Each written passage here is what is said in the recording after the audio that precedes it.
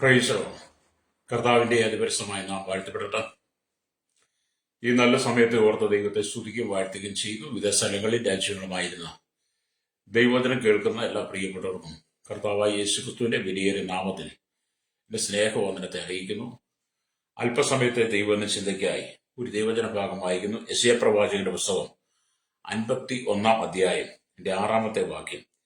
നിങ്ങളുടെ കണ്ണ് ആകാശത്തിലേക്ക് ഉയർത്തുവിൻ, താഴെ ഭൂമിയെ നോക്കുവിൻ. ആകാശം പുക പോലെ പോയി പോകും, ഭൂമി വസ്ത്രം പോലെ പഴകും, അതിലെ നിവാസികൾ കൊതുക് പോലെ ചത്തുപോകും. എന്നാൽ എന്റെ രക്ഷ എന്നേക്കും ഇരിക്കും, എന്റെ നീതിക്ക് നീക്കം വരികയുമില്ല. എന്റെ നീതിക്ക് നീക്കം വരികയുമില്ല. വളരെ അനുഗ്രഹിക്കപ്പെട്ട നല്ല തിരുവെഴുത്താണ് നാം വായിച്ചു കേട്ട വചനം. ഹല്ലേലൂയ. സ്വർഗം എന്റെ സിംഹാസനം, ഭൂമി എന്റെ പാദപീഠം എന്നാണ് യെശയ്യാ പ്രവാചകന്റെ പുസ്തകം 66 അധ്യായം 1 വാക്യം വായിക്കുന്നത്. ഹല്ലേലൂയ. അപ്പൊ സ്വർഗം എന്റെ സിംഹാസനം, ഭൂമി എന്റെ പാദപീഠമെന്ന് പറഞ്ഞ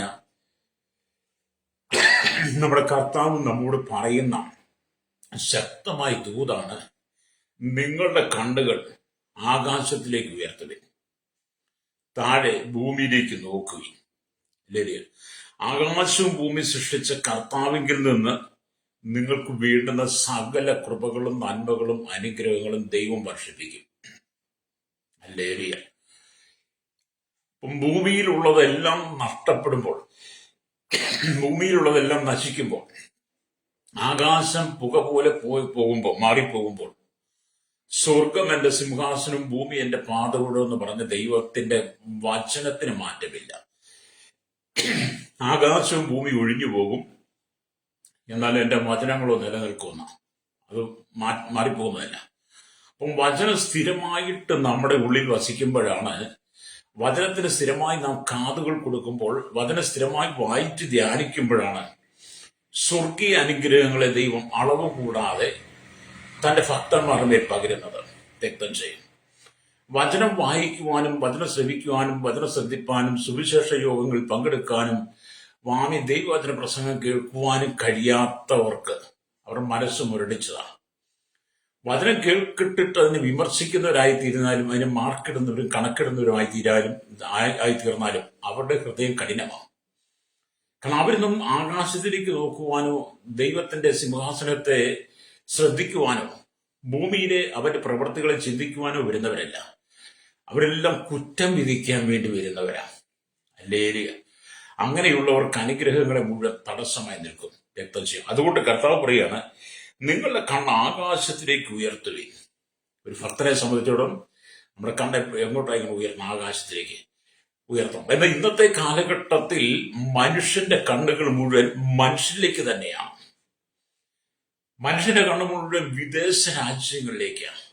വിദേശ വിശ്വാസികളുടെ കൂട്ടം എന്നൊക്കെ പറയുമ്പോൾ തന്നെ, ഹല്ലേലൂയ, പ്രത്യേകിച്ച് കർത്താവിന്റെ വേല ചെയ്യുന്നവരെ കുറിച്ച് അവരുടെ കണ്ണുകൾ എപ്പോഴും വിദേശ രാജ്യത്തേക്കാണ് ഉയർത്തുന്നത്, മനുഷ്യനിലേക്കാണ് ഉയർത്തുന്നത്. വിദേശ രാജ്യങ്ങളിലേക്ക് നമ്മുടെ കണ്ണുകൾ ഉയർത്തിയാൽ നമ്മൾ പരാജയപ്പെടും. മനുഷ്യന്റെ മുഖത്തേക്ക്, മനുഷ്യന്റെ കയ്യിലെ നന്മയിലേക്ക് നമ്മുടെ കണ്ണുകൾ ഉയർത്തിയാൽ അവിടെ നമ്മൾ പരാജയപ്പെടും.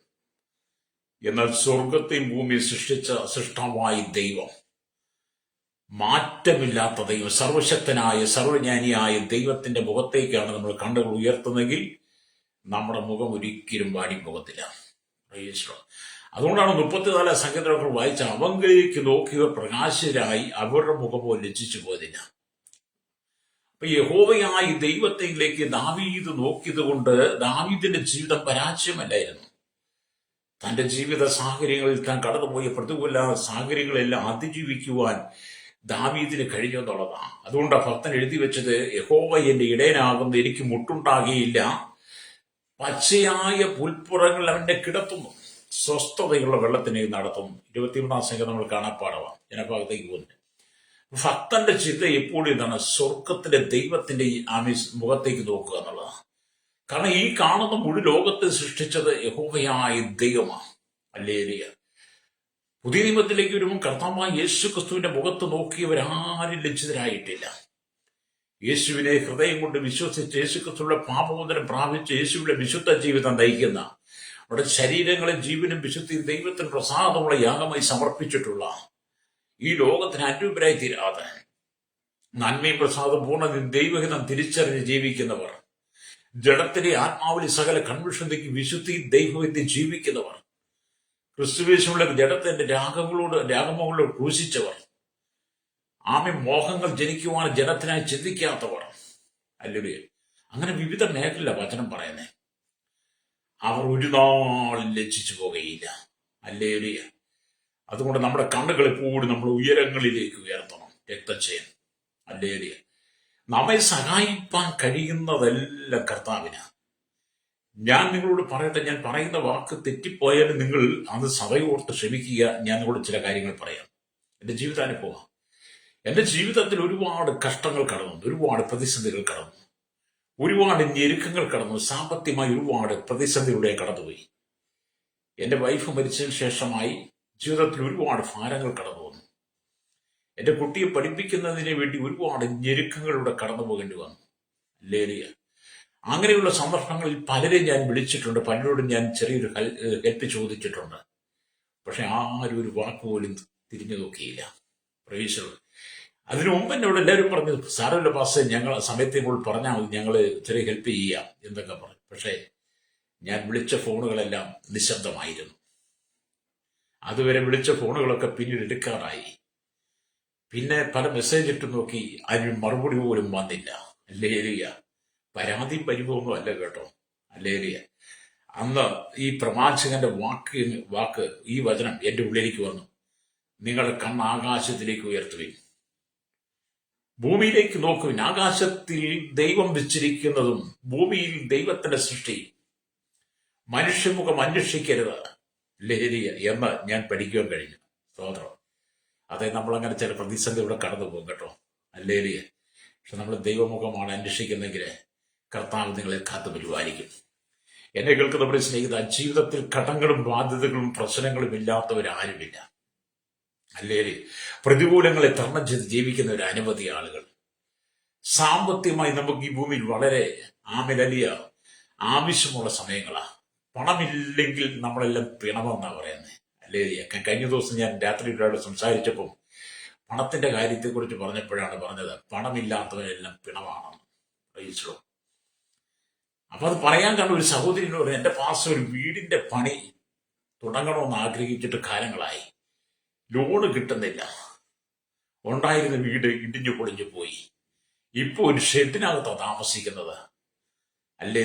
അതുകൊണ്ട് ഞങ്ങൾക്കൊരു വീട് പണിയണം, അതിനാഗ്രഹം.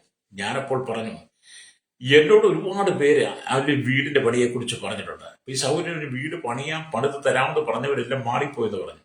പിന്നെ വിളിച്ചെടുക്കത്ത് ഞാനും പറഞ്ഞു, എന്നെ ഒരുപാട് പേര് വിളിച്ച് ഞാൻ ഈ ഗുരുവായൂർ വന്ന ശേഷം, പക്ഷെ സ്ഥലം വാങ്ങിയില്ലേ, വീട് വെക്ക്, എന്റെ വീട് സ്ഥലം കൂടെ നോക്ക് എന്നൊക്കെ ഒരുപാട് പേര് എന്നോടും പറഞ്ഞു. ഞാൻ അവർ പറഞ്ഞ വാക്ക് കേട്ട് വിശ്വസിച്ച് ഞാൻ ബ്രോക്കർമാരെയൊക്കെ കണ്ട് സ്ഥലവും വീടും ഒക്കെ അന്വേഷിച്ചു.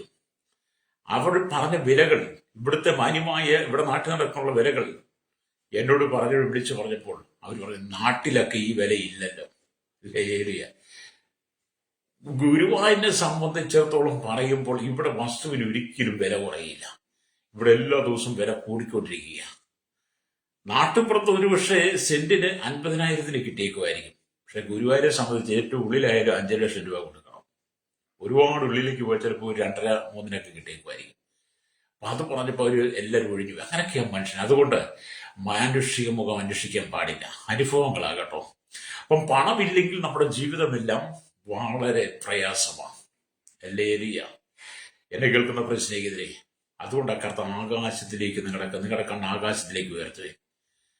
നമുക്ക് സഹായം തരാൻ യേശുക്രിസ്തുവിന് മാത്രമേ കഴിയുള്ളൂ.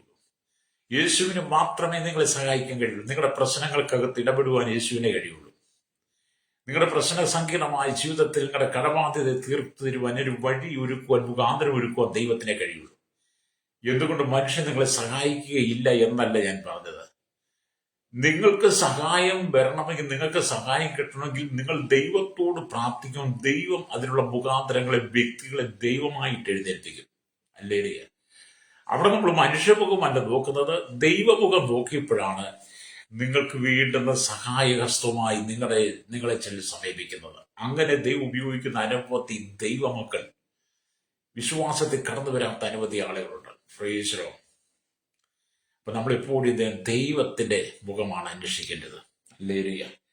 ഇവിടെ നാം ദൈവത്തിന്റെ വചനമൊക്കെ വായിക്കും. ഈ ഭാഗത്ത് വായിക്കുമ്പോൾ ഹല്ലേലൂയ, നമ്മെ വെട്ടിയെടുത്ത പാറയിലേക്ക് നോക്കുവിൻ എന്നുള്ളതാണ് ഈ 51 സംഗീതത്തിന്, അല്ല 51 ഐസയ്യാ 51 അധ്യായം എന്ന് പറയുന്നത്. ഹല്ലേലൂയ. നമ്മെ വെട്ടിയെടുത്ത പാറ, തിരിഞ്ഞു നോട്ടം. ഏത് കാലത്തുമുള്ള ദൈവജനത്തിന് ഒരു തിരിഞ്ഞു നോട്ടം അത്യാവശ്യമാണ്. ഇവിടെ നിന്നുമാണ് ഹല്ലേലൂയ, അല്ലെ എവിടെ നിന്നുമാണ് ദൈവം നമ്മെ വിളിച്ചു വേർതിരിച്ചത്. ഇന്ന് മനുഷ്യർ ഒരുപാട് സമ്പത്തുകളും പണങ്ങളും, ഒരുപാട് ആഡംബര ജീവിതങ്ങളും ആഡംബര കാറുകളും ഒരുപാട് സൗദങ്ങളും ഒക്കെ പണിത് മനുഷ്യൻ സുഖലോലുപനായി ജീവിക്കുമ്പോൾ യെശയ്യാ പ്രവാചകൻ പറയാം, നമ്മെ വെട്ടിയെടുത്ത പാറയിലേക്ക് നിങ്ങൾ നോക്കണം. നിങ്ങളെ എവിടെ നിന്നാണ് ദൈവം വിളിച്ചത്, എവിടെ നിന്നാണ് ദൈവം വേർതിരിച്ചത് എന്ന് നിങ്ങൾ ചിന്തിക്കണം. ഹല്ലേലൂയ, സ്തോത്രം. അതുകൊണ്ടാണ് 40 സംഗീതം, നാശകരമായ കുഴിയിൽ നിന്നും കുഴഞ്ഞ ചേറ്റിനുമായിരുന്ന എന്നെയും നിങ്ങളെയും ഹല്ലേലൂയ, നമ്മെ ദൈവം ആ അനുഭവത്തിൽ നിന്നാണ് വിളിച്ചു വേർതിരിച്ചത്. അതുകൊണ്ടാണ് നിങ്ങളെ ഇസ്രായേലിനെ വെട്ടിയെടുത്ത പാറ എന്ന് പറയുന്നത്. അപ്പൊ നാശകരമായ കുഴിയിലും കുഴിഞ്ഞ ചേറ്റിനുമായിരുന്ന ദോഷവും വ്യഭിചാരമുള്ള തലമുറയിൽ ജീവിച്ച എന്നെ നിങ്ങളെയും വക്രതയും കോട്ടമുള്ള തലമുറയിൽ ജീവിച്ചപ്പോൾ, അതിക്രമങ്ങളും പാപങ്ങളാൽ നിറയപ്പെട്ടവരുടെ ജീവിച്ചപ്പോൾ, ഞാൻ ഇന്നലെ അത് ആവർത്തിച്ചിരുന്നു. അങ്ങനെ നമ്മൾ പാപസ്വഭാവത്തിൽ ജീവിച്ച സാഹചര്യങ്ങളിൽ നിന്നാണ് ദൈവം നമ്മെ വെട്ടിയെടുത്ത് ദൈവത്തിന്റെ മകനായി, ദൈവത്തിന്റെ മകളായി മാറ്റിയത്. അതുകൊണ്ട് നമ്മെ വെട്ടിയെടുത്ത പാറയിലേക്ക് നോക്കി പ്രവാചകൻ പറഞ്ഞതിനകത്ത കാര്യം നമ്മൾ മനസ്സിലാക്കണം. അത് ഒരു തിരിഞ്ഞുനോട്ടം ആവശ്യമാണ്. ഹല്ലേലൂയ. അതുപോലെ സ്തോത്രം, ദൈവത്തിന്റെ വചനം പറയുമ്പോൾ എന്റെ വാക്ക് കേൾപ്പിൻ എന്നുള്ള ദൈവത്തിന്റെ ആഹ്വാനം ശ്രദ്ധേയമാണ്. ഉൽപ്പത്തി പുസ്തകത്തിൽ സാറയെ കുറിച്ച് പറഞ്ഞ ശേഷം പിന്നെ പഴയ നിയമത്തിൽ സാറയെ കുറിച്ച് ഹല്ലേലൂയ ഈ 51 ആമേലെ യെശയ്യാവിന്റെ 51 പുസ്തകം 2-ാം വാക്യത്തിൽ മാത്രമേ വായിക്കുന്നുള്ളൂ. ഹല്ലേലൂയ, സ്തോത്രം. അപ്പൊ തീക്കൽപ്പാറയിൽ നിന്നും വെള്ളം സമൃദ്ധിയായി ഒഴുക്കിയ ദൈവം, ഹല്ലേലൂയ. മരുഭൂമിയിൽ ഇസ്രായേലിനകത്ത് 40 വർഷം മന്നയെ കൊടുത്തവൻ, അവർക്ക് ആവശ്യമായ കാടപ്പക്ഷിയെ കൊടുത്തവൻ, പുത്രോത്പാദനത്തിന്റെ കാലം കഴിഞ്ഞു നിൽക്കുന്ന വന്ധ്യയായ സാറയ്ക്ക് മക്കളെ കൊടുത്തവൻ. ഹല്ലേലൂയ, സ്തോത്രം. എന്നെ കേൾക്കുന്ന സ്നേഹിത, നിങ്ങൾക്കും ദൈവം അനുഗ്രഹം തരും. അതുകൊണ്ട് നമ്മൾ വന്ധ്യതയുണ്ടായ സാറയെ ദൈവം പിന്നീട് മക്കളുടെ അമ്മയാക്കി മാറ്റിയതുപോലെ മരുഭൂമിയിൽ ജനത്തെ പോഷിപ്പിച്ച ദൈവത്തെ നമ്മൾ നോക്കിയിട്ട് നമ്മൾ യേശുവിലേക്ക് നമ്മുടെ ശ്രദ്ധ വെക്കണം. അതുകൊണ്ട് നിങ്ങളെ നടത്തിക്കൊണ്ടുവന്ന ഹല്ലേലൂയ ആ അനുഭവത്തെ നിങ്ങൾ തിരിഞ്ഞു നോക്കണമെന്ന് പ്രവാചകൻ പറയും. പലർക്കും ആ ഒരു ചിന്തയില്ല, പലർക്കും ആ ഒരു അനുഭവത്തിലില്ല. അതുകൊണ്ടാണ് ദാവീദ് പ്രത്യാശയോടുകൂടി പറയുന്നത്, ഞാൻ എന്റെ കണ്ണ് പർവ്വതങ്ങളിലേക്ക് ഉയർത്തുന്നത്, എനിക്ക് സഹായം എവിടെ നിന്ന് വരും. ഹല്ലേലൂയ. സംഗീതക്കാരൻ പറയുകയാണ്, 121 സംഗീതം വായിക്കുമ്പോൾ, ഞാൻ എന്റെ കണ്ണ് പർവ്വതങ്ങളിലേക്ക് ഉയർത്തുന്നു, എനിക്ക് സഹായം എവിടെ നിന്ന് വരും. ഹല്ലേലൂയ. ദാവീദിനെ സംബന്ധിച്ചിടത്തോളം ദൈവത്തിൽ ആശ്രയിക്കാൻ മാത്രമേ കഴിയുള്ളൂ. ഭൂമിയിൽ ആരെ ആശ്രയിച്ചത് എനിക്ക് ജീവിക്കാൻ കഴിയത്തില്ല. അതുകൊണ്ട് സ്വർഗത്തിലെ ദൈവത്തെങ്കിലേക്ക് തന്റെ കണ്ണുകൾ ഉയർത്തുക. ഞാൻ എന്റെ കണ്ണ് പർവ്വതങ്ങളിലേക്ക് ഉയർത്തും, എനിക്ക് സഹായം എവിടെ നിന്ന് വരും എന്ന് പറഞ്ഞ 1-ാമത്തെ വാക്യം ദൈവിക പരിപാലനത്തിന്റെ ഉറപ്പിനെ കുറിച്ചാണ് പറയുന്നത്. ഹല്ലേലൂയ. തനിക്ക് സഹായം എവിടെ നിന്ന് ലഭിക്കും എന്നുള്ള സംശയത്തോടെ സങ്കീർത്തനക്കാരൻ 1-ാം വാക്യം ആരംഭിക്കുകയാണ്. ഹല്ലേലൂയ. കണ്ണ് പർവ്വതങ്ങളിലേക്കാണോ ഉയർത്തേണ്ടത്? പർവ്വതങ്ങൾ ഉയർത്തിയാലാണോ ദൈവത്തിന്റെ സഹായം വരുന്നത്? പർവ്വതങ്ങളിലാണോ ദൈവ സാന്നിധ്യമുള്ളത് എന്നൊക്കെ സങ്കീർത്തനക്കാരന്റെ ഉള്ളിൽ ഒരു വലിയ ആശയക്കുഴപ്പം. ഹല്ലേലൂയ. അതുകൊണ്ടാണ് ഈ കാലഘട്ടത്തിൽ അനവധി ആളുകളും പർവ്വതങ്ങളിലേക്ക് കണ്ണുകൾ ഉയർത്തി പർവ്വതങ്ങൾ ചുറ്റി മലകൾ കയറി ഇറങ്ങിയതും മലകൾക്ക് മുകളിലും പർവ്വതങ്ങൾക്ക് മുകളിലുമാണ് അനുഗ്രഹമുണ്ട് എന്ന് പറഞ്ഞ് പലരും അതിലൂടെ യാത്ര ചെയ്യുന്നത്. എന്നാൽ 121 സംഗീതം 2-ാം വാക്യത്തിലേക്ക് വരുമ്പോൾ കാണുന്നത്, ഈ പർവ്വതങ്ങളിലല്ല നന്മയുള്ളത്, പർവ്വതങ്ങളിലേക്കല്ല കണ്ണുകൾ ഉയർത്തേണ്ടത്. 2-ാം വാക്യം പറയാൻ ഉത്തരമായി, എന്റെ സഹായം ആകാശത്തെയും ഭൂമിയും ഉണ്ടാക്കിയ യഹോവയിൽ വരുന്നു. അപ്പം പർവ്വതങ്ങളെ സൃഷ്ടിച്ചവനും ആകാശത്തെയും ഭൂമിയെ സൃഷ്ടിച്ചവൻ, കരയും കടലിൽ സൃഷ്ടിച്ചവൻ, കടലിലെയും കരയും വേർതിരിച്ചവൻ, ഭൂമിയിൽ വേണ്ട സകലത്തെ സൃഷ്ടിച്ച സകലത്തിന്റെ ഉടയവനായിരിക്കുന്ന യഹോവയിലേക്ക് നിങ്ങളുടെ കണ്ണുകൾ ഉയർത്തുന്നെങ്കിൽ രക്തം ചെയ്യും, നിന്റെ എല്ലാ കഷ്ടങ്ങൾക്കും ദൈവം പരിഹാരം തരും. പ്രവേശനോ ജീവിതത്തിൽ നാം കുഴഞ്ഞു പോകരുത്. അല്ലേലിയ. കഷ്ടകാലത്ത് കുഴഞ്ഞു പോയാൽ നിന്റെ ജീവിതം ഒരുപാട് അല്ലേലിയ പ്രതിസന്ധികളുടെ പോകാൻ കാരണമാകും. അതുകൊണ്ട് ജീവിതം ഏത് സമയത്തും ആത്മസംയമനത്തോടെ നടത്തേണ്ടതാണ്. അല്ലേലിയ. ക്രിസ്ത്യൻ ജീവിതം എന്ന് പറയുന്നത് ആത്മസംയമനമാണ് ആവശ്യം. ആത്മസംയമനമില്ലാത്ത മനുഷ്യൻ മതിലിടിഞ്ഞു കിടക്കുന്ന പട്ടണം പോലെ എന്നാണ് നമ്മൾ സദൃശവാക്യം വായിക്കുന്നത്. അതുകൊണ്ട് നമ്മൾ മതിലിടിഞ്ഞു കിടക്കുന്ന പട്ടണം പോലെയാകരുത്. കാരണം മതിലിടിഞ്ഞു കിടക്കുന്ന പട്ടണം പോലെ നമ്മൾ ജീവിച്ചാൽ 4 വശത്തൊന്ന് സകല വന്യമൃഗങ്ങളും ഇഴജന്തുക്കളും സകല അശുദ്ധമായതും വന്ന് കയറും. അല്ലേലിയ. എന്നാൽ മതിലുകളാൽ ചുറ്റപ്പെട്ട് കിടക്കുന്ന പട്ടണമാണെങ്കിൽ അതിന് അതിരുകൾ വേലികളുണ്ടെങ്കിൽ അതിനകത്ത് എല്ലാത്തിനും ഒന്ന് ഇടിച്ചു കയറാൻ പറ്റത്തില്ല. അതിന് സുരക്ഷിതത്വമുണ്ട്. അതുകൊണ്ട് എന്നെ കേൾക്കുന്ന മാതാപിതാവേ, ആത്മസംയമനത്തോടെ ദൈവം വേലികെട്ടി സൂക്ഷിക്കുന്ന അയ്യോബിന് വേലികെട്ടി സൂക്ഷിച്ചതുപോലെ ദൈവം നിന്നെ വേലികെട്ടി സൂക്ഷിച്ചിരിക്കുന്നെങ്കിൽ, അവൻ നിനക്ക് തീമതിലും കോട്ടയുമാണെങ്കിൽ, ദൈവത്തിന്റെ കണ്ണിലെ കൃഷ്ണമണി പോലെ നീ ദൈവകരങ്ങളെ നിന്നെ സമർപ്പിച്ചു കൊടുക്കുന്നെങ്കിൽ, നിന്റെ കണ്ണ് ആകാശത്തിലേക്ക് ഉയർത്തി സ്വർഗത്തെ ഭൂമിയെ സൃഷ്ടിച്ച ദൈവമാണ് നിന്റെ കണ്ണുകൾക്ക് മുമ്പിലെങ്കിൽ, അല്ലേലൂയ, നീ ഒരിക്കലും പരാജിതനായി മാറത്തില്ല. നിന്റെ കഷ്ടതകളെല്ലാം ദൈവം മാറ്റിത്തരും, ദുഃഖങ്ങളെ മാറ്റിത്തരും, കണ്ണുനീര് മാറ്റിത്തരും. നീ ഏത് വിഷയത്തിൽ വേണ്ടി സങ്കടപ്പെടുന്നു ആ വിഷയത്തെ ദൈവം പരിഹരിക്കും. പ്രൈസലോ. ഹല്ലേലൂയ. നമുക്കറിയാം, ഒരുപാട് കഷ്ടം സഹിക്കുന്ന ആളുകൾ വിദേശ രാജ്യങ്ങളുണ്ട്. നമ്മൾക്ക് ഈ വിദേശത്തേക്ക് ഓരോരുത്തർ പോയെന്ന് പറയുമ്പോൾ നമ്മൾ അവരെ കുറിച്ച് വളരെ പ്രശംസിക്കും. അവരങ്ങ് വിദേശത്ത് പോയി പണം ഒരുപാട് ഉണ്ടാക്കുന്നു, ഒരുപാട് സന്തുഷ്ടമായി ജീവിക്കുന്നു, സമാധാനമായി ജീവിക്കുന്നു, അവർ ഇഷ്ടംപോലെ വാരിക്കൂട്ടുന്നു. എന്നെ കേൾക്കുന്നവർ അങ്ങനല്ല. ഈ നമ്മൾ വിദേശത്തേക്ക് ഓരോരുത്തർ പോയെന്ന് പറയുമ്പോൾ നമ്മൾ വെറുതെ അവരെ പണച്ചാക്കാന്ന് പറയരുത്. നമ്മൾ ഇവിടെ ചെയ്യുന്നതിനേക്കാൾ കഠിനാധ്വാനം അവരവിടെ ചെയ്യുന്നുണ്ട്. മണരാരണ്യത്തിൽ കഷ്ടപ്പാട്ട് ഭാരപ്പെട്ട് പണിയെടുക്കുന്നവരാ. നമ്മൾ നന്നായിട്ട് കിടന്നുറങ്ങുന്നവരെ കിടന്നുറങ്ങാൻ കഴിയാതെ, നമ്മൾ നന്നായിട്ട് ഒരു പക്ഷേ ഭക്ഷണം കഴിക്കാൻ കഴിയാതെ, നമ്മൾ നമ്മുടെ വീട്ടിൽ കിടന്നുറങ്ങുന്നവർ ഉറങ്ങാൻ കഴിയാതെ വളരെ കഠിന വേല ചെയ്യുന്നവരാ. അവർ ഒരു ദിവസം ഡ്യൂട്ടിക്ക് ശേഷമായി ഓവർ ടൈം ജോലി ചെയ്ത് കഠിനാധ്വാനത്തിലൂടെയാണ് അവിടെയൊക്കെ പൈസ ഉണ്ടാക്കുന്നത്. എന്നെ വിളിച്ചവന് എന്നോട് സംസാരിച്ചവരുടെ ജീവിത പ്രസംഗം കേൾക്കുമ്പോൾ ഞാനതാ പഠിച്ചിരിക്കുന്നത്. അവർക്ക് അങ്ങനെ അവർ കഠിനാധ്വാനം ചെയ്തിട്ടാണ് അവർ ജീവിക്കുന്നത്. അല്ലാതെ അവർക്ക് ചുമ്മാ കാര്യം അവർ കൊടുക്കുന്നില്ല. ഇവിടെ കേരളത്തിലെ ജനം പറയുന്ന അവർക്കെല്ലാം ചുമ്മാ കൊടുക്കുന്നില്ല. അവർക്കുണ്ട്. എന്തുകൊണ്ടാണ് കേരളത്തിലെ ജനത്തിന് സമ്പത്തില്ലാതായി പോയത്? കേരളത്തിലെ ജനത്തിന് ഇന്ന് പണിക്ക് പോകാൻ സമയമില്ല, കൂലിപ്പണിക്ക് പോകാൻ സമയമില്ല. കേരളത്തിലെ ജനം പണിയെടുത്തതെങ്കിൽ ഈ ഇത്ര ലക്ഷക്കണക്കിന് കോടിക്കണക്കിന് ബംഗാളികൾ കേരളത്തിൽ വന്ന് കയറുകയില്ലായിരുന്നു. ഇവിടുത്തെ പണിയും പണവും എല്ലാം ബംഗാളികൾ അടിച്ചു മാറ്റി. കേരളക്കാരും പരാതിയും പരിഭവവും പറഞ്ഞുകൊണ്ടിരിക്കുക. ഏതെങ്കിലും വിദേശത്ത് ആരെങ്കിലും പോയി 10 രൂപ ഉണ്ടാക്കി ഇവിടെ വന്നൊരു വീട് വെച്ചാൽ, ഇവിടെ വന്ന് കാർ വാങ്ങിയാൽ, ഇവിടെ വന്ന് അവന്റെ പെണ്ണെ കെട്ടിച്ചാൽ അവൻ പറയും അവനോട് വാരി കൂട്ടുക, ഇവിടെ വന്ന് ആർക്കും കൊടുക്കത്തില്ല. ആ ചിന്താഗതി മാറ്റണം കേട്ടോ. നീ പണിയെടുക്കണം, പണിയെടുത്ത് ജീവിക്കേ. ഇവിടുത്തെ ജനം പണിയെടുക്കും. മലയാളി പണിയെടുക്കാൻ മടിയന്മാരായി മാറി. അല്ലേലിയ.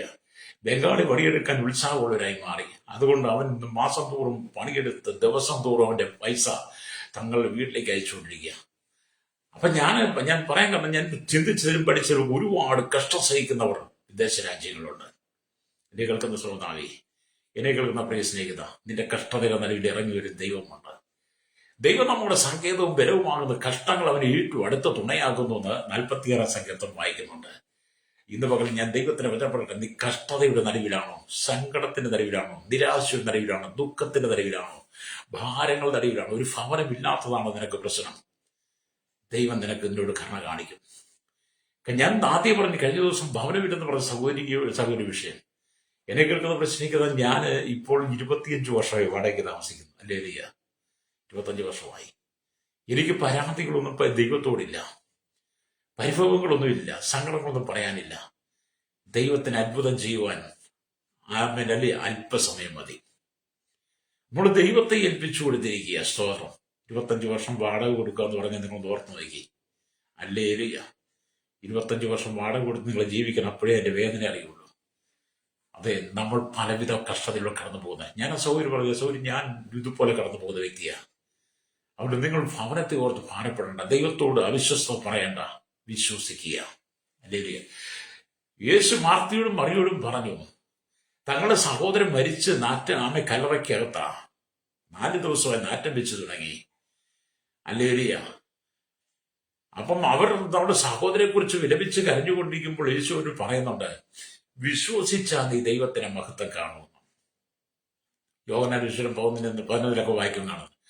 അപ്പം വിശ്വാസമാണ് എല്ലാത്തിന്റെ അടിസ്ഥാനം. അത് പറയുക മാത്രമല്ല, യേശു അങ്ങനെ പറയുക മാത്രമല്ല, അവന് വെച്ച സ്ഥലം എവിടെ? ലാസറിനെ വെച്ച സ്ഥലം. യേശു കല്ലറയ്ക്കൽ ചെന്നു. ഹല്ലേലൂയ. കല്ലറയുടെ കല്ല് നീക്കാൻ പറഞ്ഞു. കല്ലറയുടെ കല്ല് നീക്കി. യേശു സ്വർഗത്തേക്ക് നോക്കി പിതാവിനോട് പ്രാർത്ഥിച്ച് ലാസറെ പുറത്തു വരുവാൻ പറഞ്ഞപ്പോൾ എന്ത് ചെയ്തു? നാറ്റം വെച്ച് കല്ലറയ്ക്കകത്തിരുന്ന ലാസർ ജീവനോടെ പുറത്തു വന്നു. അത് നിന്റെ കഷ്ടതയെ മാറ്റിത്തരാൻ ദൈവത്തിന് കഴിയും. നിന്റെ കണ്ണുനീര് തുടയ്ക്കുവാൻ ദൈവത്തിന് കഴിയും. മാർത്തയുടെയും മറിയുടെ കണ്ണുനീര് തുടച്ചവരുടെ ജീവിതത്തിൽ സന്തോഷത്തിന്റെ അനുഭവം കൊടുത്ത ദൈവം, മാർത്തയുടെയും മറിയുടെയും വിലാപത്തെ നൃത്തമാക്കി തീർത്തവൻ. 30-ാം സംഘത്തെ 11-ാം വാക്യം പറയുന്നത്, നീ എന്റെ വിലാപത്തെ എനിക്ക് നൃത്തമാക്കി തീർത്ത് രട്ടഴിച്ചെന്റെ സന്തോഷം ഒളിപ്പിച്ചു. സ്വന്തം സഹോദരൻ മരിച്ചതിന്റെ പേരിൽ വിലാപത്തോടുകൂടി രട്ടെടുത്ത് കണ്ണുനീരോടുകൂടി ഇരിക്കുന്ന ഒരു അനുഭവമായിരിക്കും അവർക്ക്. അവരുടെ ജീവിതത്തിന്റെ ആ സങ്കടത്തെ മാറ്റി തങ്ങളുടെ സഹോദരൻ മടക്കി കൊടുത്തപ്പോൾ അവരുടെ ഹൃദയത്തിലുണ്ടായ ആനന്ദം രക്തം ചെയ്യും. എന്നെ കേൾക്കുന്ന പ്രിയ ശ്രോതാവേ, മാതാവേ, നിന്റെ പ്രശ്നങ്ങൾക്ക് ദൈവം പരിഹാരം തരും. കടക്കാരൻ നിന്റെ മുറ്റത്ത് നിറങ്ങാതെ നിന്റെ ഭവനത്തിനകത്തൊന്ന് അസഭ്യം വിളിച്ചു പറയുകയാണോ? ബാങ്കുകാരൻ നിന്നെ അല്ലെങ്കിൽ നിന്നെ അലട്ടിക്കൊണ്ടിരിക്കുകയാണോ? ഒരു ഭവനമില്ലാത്തവന് ഇത് ഭാരപ്പെടുത്തുകൊണ്ട് ഭൂമിയില്ലാത്തവന് ഇത് ഭാരപ്പെടുകയാണോ? വാടകക്കാരൻ നിന്നെ അസഭ്യം വിളിച്ച് വാടകയ്ക്ക് നീ താമസം വാടക കൊടുക്കാൻ മാർഗമില്ലാത്തവൻ വീട്ടുടമ നിന്നെ അസഭ്യം വിളിച്ച് പറയുന്നുണ്ടോ? ഹല്ലേലൂയ. നമ്മൾ ആത്മസമീപത്തോടെ ദൈവത്തോട് പ്രാർത്ഥിക്കുക. കർത്താവിന് അല്പം കൊണ്ട് അധികം കൊണ്ടും നമ്മെ തൃപ്തരാക്കാൻ കഴിയും. നിന്റെ പ്രശ്നങ്ങൾക്ക് യേശു മറുപടി തരും. രക്തം ചെയ്യും. നിന്റെ പ്രശ്നങ്ങൾക്ക് യേശു മറുപടി തരും. അതുകൊണ്ടാണ് നിങ്ങളുടെ കണ്ണഞ്ഞ് പർവ്വതങ്ങളിലേക്ക് ഉയർത്തണം. ഹല്ലേലൂയ. പർവ്വതങ്ങളിലാണോ സഹായം എന്ന് ചോദിച്ചു പറയുന്നത്, എന്റെ സഹായം ആകാശത്തെ ഭൂമി ഉണ്ടാക്കി യഹോവയിൽ വരുന്നുവെന്ന്. അതെ, നിന്നെ സഹായിപ്പാൻ യേശു ഇറങ്ങി വരും. ആകാശം ചായച്ച് കീറി ഇറങ്ങി വരും അവൻ തന്നെ സഹായിപ്പാൻ. അവൻ നിന്റെ അരികിലേക്ക് വരും. അവൻ ദൂരസ്ഥനായ ദൈവം മാത്രമല്ല, അവൻ സമീപസ്ഥനായ ദൈവം കൂടാ. ഹല്ലേലൂയ. അതെ, നമ്മുടെ കണ്ണുനീര് തുടയ്ക്കുവാൻ ദൈവത്തിന് കഴിയും കേട്ടോ. ഹല്ലേലൂയ.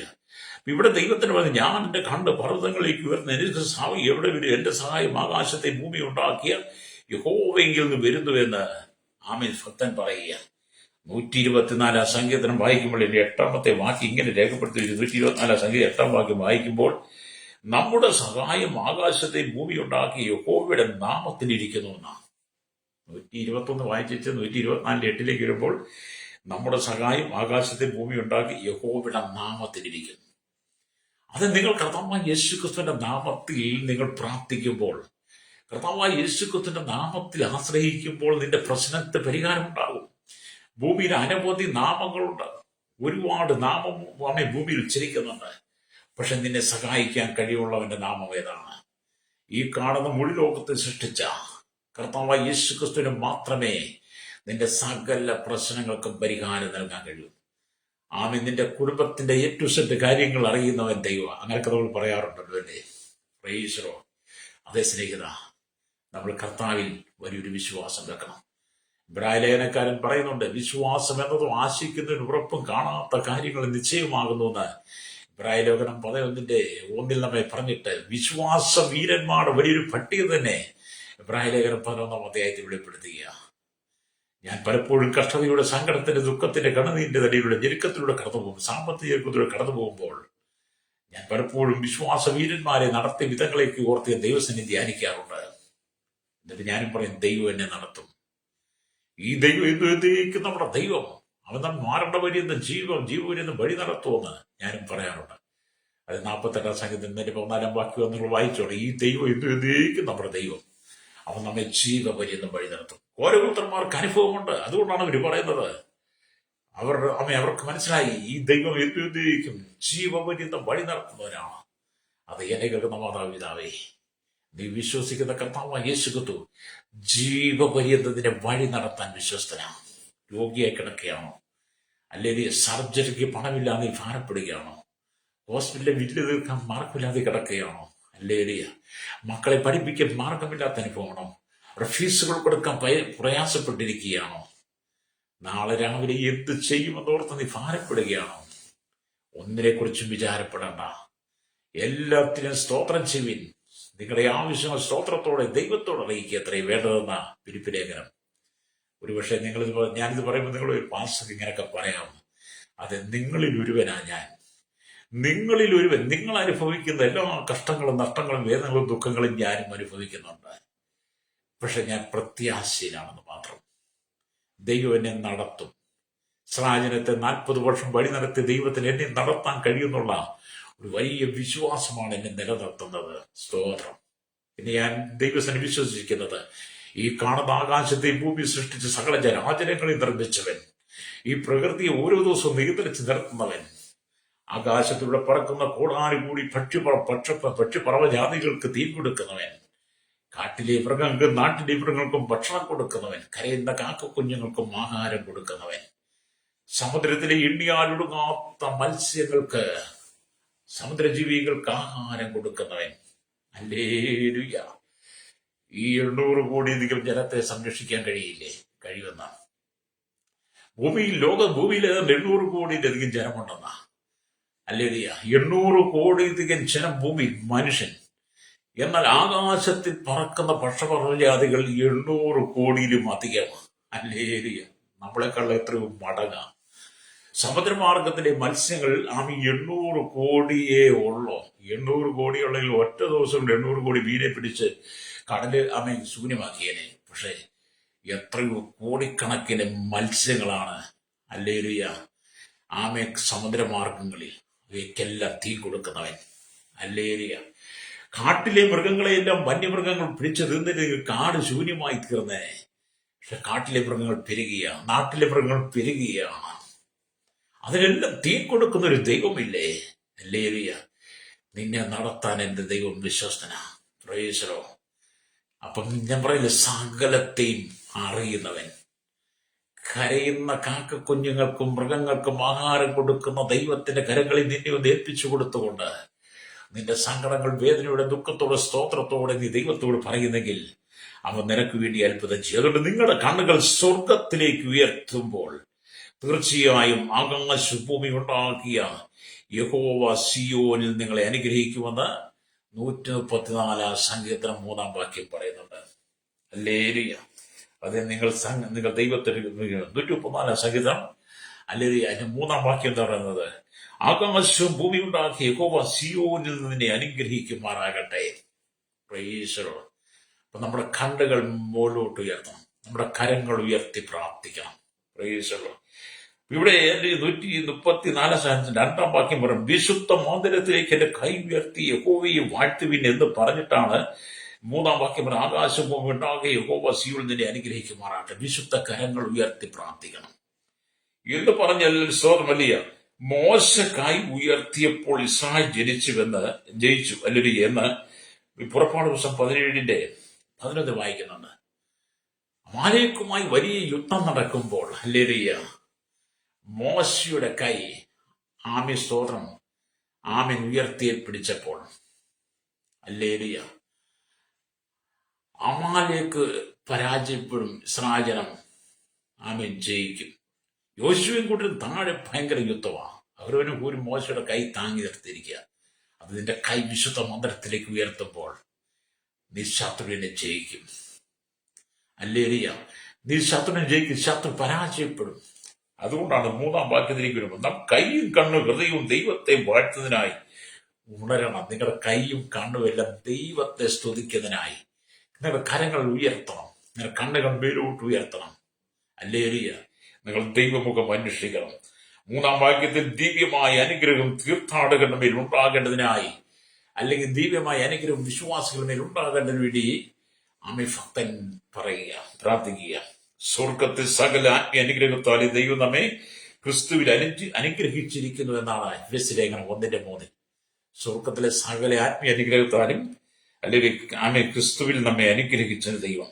അല്ലെങ്കിൽ സഹസ്രാബ്ദ കാലഘട്ടത്തിൽ ഇസ്രായേൽ സിയോനിലെ സിംഹാസനത്തിൽ നിന്നും നേരിട്ട് അനുഗ്രഹം പ്രാപിക്കുക എന്നൊരു ആശയം കൂടെ അവിടെ കിടപ്പുണ്ട്.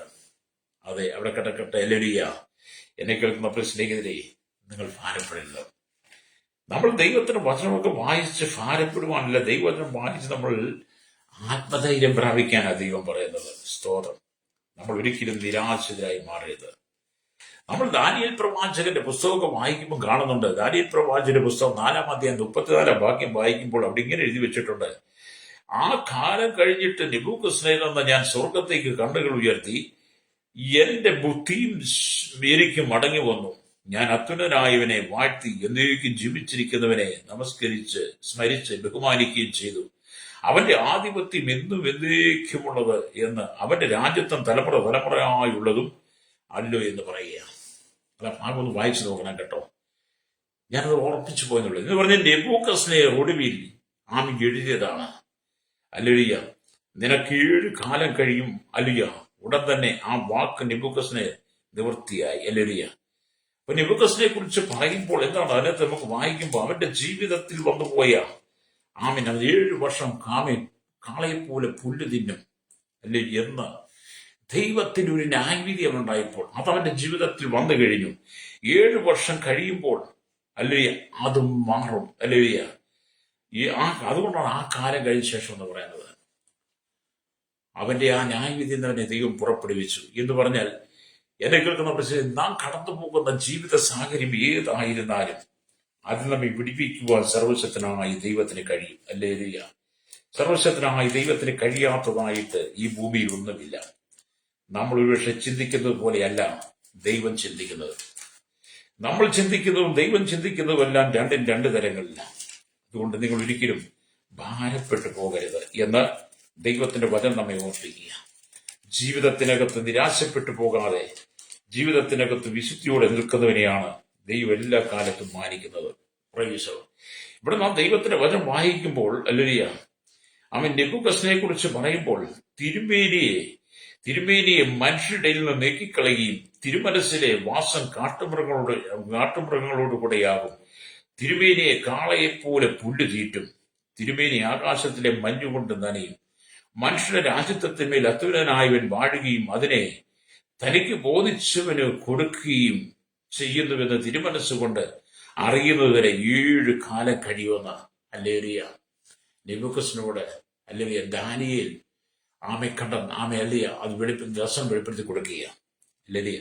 അങ്ങനെ 7 കാലം കഴിഞ്ഞപ്പോഴാണ് അവൻ വീണ്ടും അവന്റെ ബുദ്ധിശക്തി മടങ്ങി വന്ന് സ്വർഗത്തിലെ ദൈവത്തെ അവൻ കണ്ണുകുളിയെ നോക്കിക്കഴിഞ്ഞപ്പോൾ പിന്നെ കർത്താവിനെ യഹോവയെ ദൈവത്തെ സ്മരിച്ച് ആമേൻ, കർത്താവ് മാത്രമാണ് രാജാവെന്ന് നെബൂഖദ്നേസറിന്റെ ഹൃദയത്തിൽ തോന്നിയതുപോലെ എന്നെ കേൾക്കുന്ന നമ്മൾ സ്നേഹിത, നമ്മുടെ കണ്ണുകൾ നമ്മൾ ഉയരത്തിലേക്ക് ഉയർത്തണം. ഹല്ലേലൂയ. സ്തെഫാനോസിന്റെ അനുഭവം എന്താണ്? അവനെ കല്ലെറിഞ്ഞ് കൊല്ലണമെന്ന് പറഞ്ഞു കോപപരവശരായി ഒരു കൂട്ടം ജനം നിൽക്കുക. ഹല്ലേലൂയ. സ്തോത്രം. അപ്പോസ്തല പ്രവൃത്തിയിലേക്ക് വരുമ്പോൾ കാണാൻ കഴിയുന്നുണ്ട്. അപ്പോസ്തല പ്രവൃത്തി അല്ലൊരു 7-ാം അധ്യായം 55-56 വാക്യങ്ങൾ വായിക്കുമ്പോൾ അപ്പോസ്തല 7-ാം അധ്യായത്തിന്റെ 54 തൊട്ട് വായിച്ചു നോക്കാം. ഹല്ലേലൂയ. അപ്പൊ 1-ാമത്തെ ക്രിസ്തീയ രക്തസാക്ഷി ഇവിടെ ഉണ്ടാകുക. എന്നാൽ ഇത് കേട്ടപ്പോൾ അവർ കോപവശരായി അവന്റെ നേരെ പല്ല് കടിച്ചു. അവനോ പരിശുദ്ധാത്മാവ് നിറഞ്ഞവനായി സ്വർഗത്തിലേക്ക് ഉറ്റുനോക്കി ദൈവമുഖത്തും ദൈവത്തിന്റെ വലത്തുഭാഗത്ത് യേശു നിൽക്കുന്നത് കണ്ടു. ഇതാ സ്വർഗം തുറന്നിരിക്കുന്നു, മനുഷ്യപുത്രൻ ദൈവത്തിന്റെ വലത്തുഭാഗത്ത് ഇരിക്കുന്നതും ഞാൻ കാണുന്നു എന്ന് പറഞ്ഞു. അവർ ഉറക്കെ നിലവിളിച്ച് ചെവി പൊത്തിക്കൊണ്ട് ഒന്നിച്ച് അവന്റെ നേരെ പാഞ്ഞു ചെന്നു.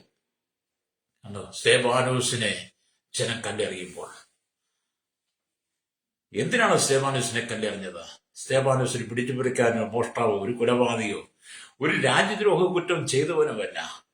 കർത്താവ് യേശുക്രിസ്തുവിനെ കുറിച്ച് പ്രസംഗിച്ചതുകൊണ്ട്, യേശുവിന്റെ സാക്ഷ്യം, യേശുവിനെ കുറിച്ചുള്ള സാക്ഷ്യം പറഞ്ഞതുകൊണ്ട്, ദൈവവചനത്തിന്റെ ആധികാരികത വെളിപ്പെടുത്തി കൊടുത്തതുകൊണ്ട് ഹല്ലേലൂയ യഹൂദന്മാർ കലിപൂണ്ട് അവനെ കല്ലെറിയുക.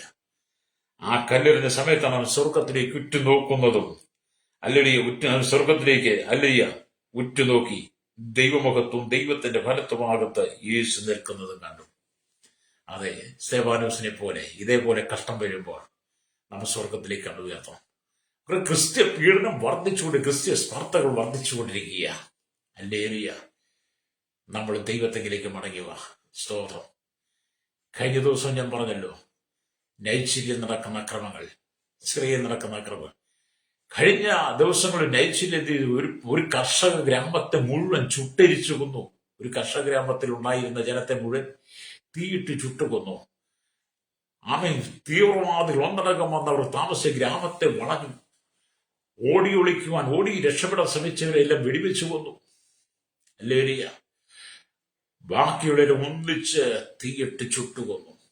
ഹല്ലേലൂയ. അവിടെ കത്തിക്കഴിഞ്ഞവരുടെ ശരീരം, മൃതദേഹം തിരിച്ചറിയുവാർക്ക് പോലും കഴിയാത്ത വിധത്തിൽ നൈജീരിയയിൽ അക്രമം.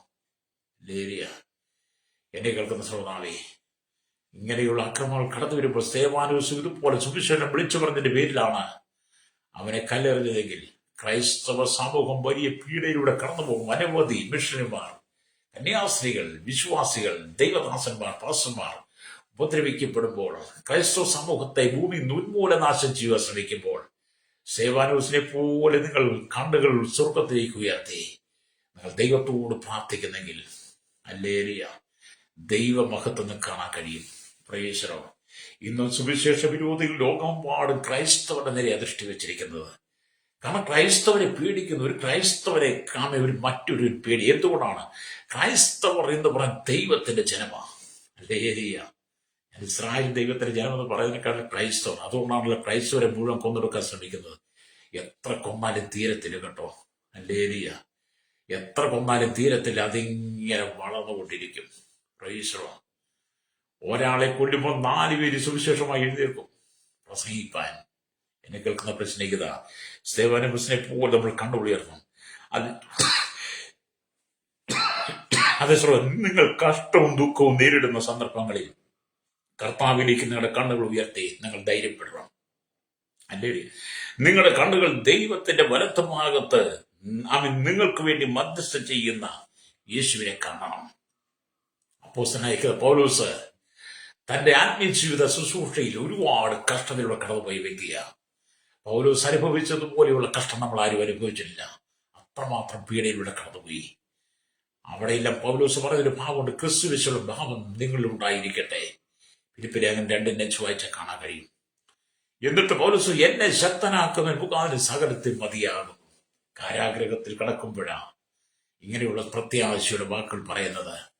നിന്റെ ജീവിതം കാരാഗ്രഹത്തിന് തുല്യമാണെങ്കിലും അതിനെ നീക്കി എഴുതുവാൻ ദൈവത്തിന് കഴിയും. അല്ലെങ്കിൽ കഷ്ടതയുടെ തീച്ചുള്ള നീ കടന്നു പോകുന്നെങ്കിലും ആമീൻ നിന്നെ വിടുവിക്കുവാൻ ദൈവത്തിന് കഴിയും. ആമീൻ ദൂരാസമൂഹത്തിൽ നിർത്തിയിരിക്കുന്ന നെബൂഖദ്നേസറിന്റെ സ്വർണ്ണബിംബത്തെ നമസ്കരിക്കാത്തതിന്റെ പേരിൽ ഹല്ലേലൂയ ആമീൻ ശത്രുക്ക് മേശക്ക് അഭിരോഗനെ എരിയുന്ന തീച്ചുളയിലേക്ക് ഇട്ട് കളഞ്ഞെങ്കിൽ, എരിയുന്ന തീച്ചുളയ്ക്ക് ശത്രുക്ക് മേശക്കിനെ ദഹിപ്പിച്ചു കളയാൻ കഴിയാതെ 4-മരായി ഒരുവൻ ഇറങ്ങി വന്നിട്ടുണ്ടെങ്കിൽ ഹല്ലേലൂയ ആമീൻ എന്തിന്റെയും പാസ്റ്റിനെ നീക്കം വരാത്ത നിയമങ്ങൾ കൊണ്ട് ദാനിയേലിന്റെ രേഖ എഴുതി ദാനിയേലിനെ കൊണ്ട് സിംഹക്കുടിയിലിട്ടെങ്കിൽ നമ്മെ ദാനിയേലിനെ നശിപ്പിക്കാതിരിക്കത്തക്കത് ദൈവത്തിന്റെ ദൂതനായി സിംഹത്തിന്റെ വായടച്ച് കളഞ്ഞെങ്കിൽ, എന്നെ കേൾക്കുന്ന ശ്രോതാവേ, നിന്റെ ജീവിതത്തിൽ എരിയുന്ന തീച്ചുളയായിരുന്നാലും ആമി സിംഹത്തിന്റെ കൂടുപോലുള്ള സിംഹത്തിന്റെ കോപമുള്ള അനുഭവമാണ് നിന്റെ ജീവിതത്തിൽ കടന്നു വന്നാലും നിന്നെ തകർക്കുവാൻ ആർക്കും കഴിയത്തില്ല. അതുകൊണ്ടാണ് സാമ്യ പ്രവാചകൻ നിങ്ങളുടെ കണ്ണാകാശത്തിലേക്ക് ഉയർത്തുവേൻ. ഹല്ലേലൂയ. നാം നിന്റെ കണ്ണാകാശത്തിലേക്ക് ഉയരട്ടെ. 4-മനായി ഒരുവൻ നിനക്ക് വേണ്ടി ഇറങ്ങി വരും. സിംഹത്തിന്റെ കൂട്ടിലേക്ക് ഇറങ്ങി വന്ന ദൈവദൂതൻ അവൻ നിന്റെ അരിയിലേക്ക് ഇറങ്ങി വരും. നിന്റെ കഷ്ടതയെ മാറ്റും. നാളുകളായി നീ ഭവനത്തിനകത്ത് ഒറ്റയ്ക്ക് വ്യാകുലപ്പെട്ട് ഭാരപ്പെട്ടിരിക്കുകയില്ലേ? എന്റെ സങ്കടം കേൾക്കാൻ ആരുമില്ല, എന്നെ ഒന്ന് സ്നേഹിപ്പാൻ ആരുമില്ല, എനിക്കൊരു ആശ്വാസവാക്ക് പറഞ്ഞു തരാൻ ആരുമില്ല. എല്ലാവരും ഉണ്ടെങ്കിൽ ഒരു അനാഥനെ പോലെ അല്ലേ നിന്റെ ജീവിത കുടുംബത്തിൽ? എന്നെ കേൾക്കുന്ന സഹോദരി, എന്നെ കേൾക്കുന്ന സഹോദര, നിനക്ക് എല്ലാവരും ഉണ്ട്. ബന്ധുമിത്രാദികൾ എല്ലാവരും ഉണ്ട്. ഭർത്താവുണ്ട്, ഭാര്യയുണ്ട്, മക്കളുണ്ട്. മക്കൾക്ക് നല്ല ഉന്നത നിലയിൽ, ഭർത്താവർക്ക് നല്ല ഉന്നത നിലയിൽ, നിന്റെ ബന്ധുമിത്രാദികൾക്ക് നല്ല ഉന്നത നിലയിൽ ജീവിക്കുന്നു. എങ്കിലും ഒരു അനാഥയെ പോലെ നീ ഭവനത്തിൽ കഴിയുന്നില്ലേ? ആരെന്നെ സഹായിക്കും, ആരെന്നെ സ്നേഹിക്കും, ആരോട് സംസാരിക്കുന്നവർക്ക് ചങ്കുപൊട്ടുന്ന സമയങ്ങൾ നിനക്കില്ലേ? വിങ്ങിപ്പൊട്ടിയ സമയങ്ങൾ നിനക്കില്ലേ? അനവധി രാത്രികൾ നീ കണ്ണുനീർ തൂങ്ങിയിട്ടില്ലേ? നിന്റെ കിടക്കെ കണ്ണുനീർ കൊണ്ട് നീ നനച്ചിട്ടില്ലേ? ഞാൻ അനാഥനാണോ ദൈവം എന്ന് ചോദിച്ചിട്ടില്ലേ? എന്നാൽ ഇന്ന് പകൽ ദൈവത്തിന്റെ ആത്മാവ് പറയുക, ഞാൻ നിന്നെ അനാഥനായി വിടുകയില്ല. ഹല്ലേലൂയ. അതെ, നിന്റെ കണ്ണാകാശത്തിലേക്ക് ഉയരട്ടെ. ആരുമില്ലെങ്കിൽ നിന്നെ മാറോട് ചേർത്ത് പിടിച്ച് നിന്നെ ആശ്വസിപ്പിക്കാൻ, അമ്മയെ ആശ്വസിപ്പിക്കുന്നത് പോലെ നിന്നെ ആശ്വസിപ്പിക്കാൻ കർത്താവായ യേശു ഉണ്ട് കേട്ടോ. നിന്റെ കഷ്ടതയുടെ നടുവിലേക്ക് പാപത്തിന്റെ അനുഭവത്തിൽ വീണ് കിടന്ന, നാശകരമായ കുഴിയിലേക്ക് വീണ് കിടന്ന, കുഴഞ്ഞ ചേറ്റായിരിക്കും നിന്നെ അതിൽ നിന്ന് കരകയറ്റി ക്രിസ്തു എന്ന പാറമേൽ നിർത്തുവാൻ വേണ്ടി നിന്റെ ഗമനത്തെ സ്ഥിരമാക്കുവാൻ, നിന്റെ വായിൽ പുതിയൊരു പാട്ട് തരുവാൻ അവൻ നിന്നെ കണ്ടവർ പലരും ഭയപ്പെടാൻ വേണ്ടി അവൻ സ്വർഗം വിട്ടിറങ്ങി വന്നവനാ. ഇന്ത്യക്ക് 2025 വർഷം മുമ്പ് ദൈവത്തോട് സമത്വം മുറുകെ പിടിച്ചുകൊള്ളണമെന്ന് വിചാരിക്കാതെ ദാസരൂപപ്പെടുത്ത വേഷത്തിൽ മനുഷ്യനായി തന്നെത്താൻ ഒഴിച്ച് ക്രൂശിലെ മരണത്തോളം അനുസരണമുള്ളവനായി തീർന്ന് നിന്നെ വീണ്ടെടുത്ത ദൈവം. അതുകൊണ്ട് പ്രവാചകൻ പറയും, നിന്നെ വെട്ടിയെടുത്ത പാറയിലേക്ക് നീ നോക്കണം.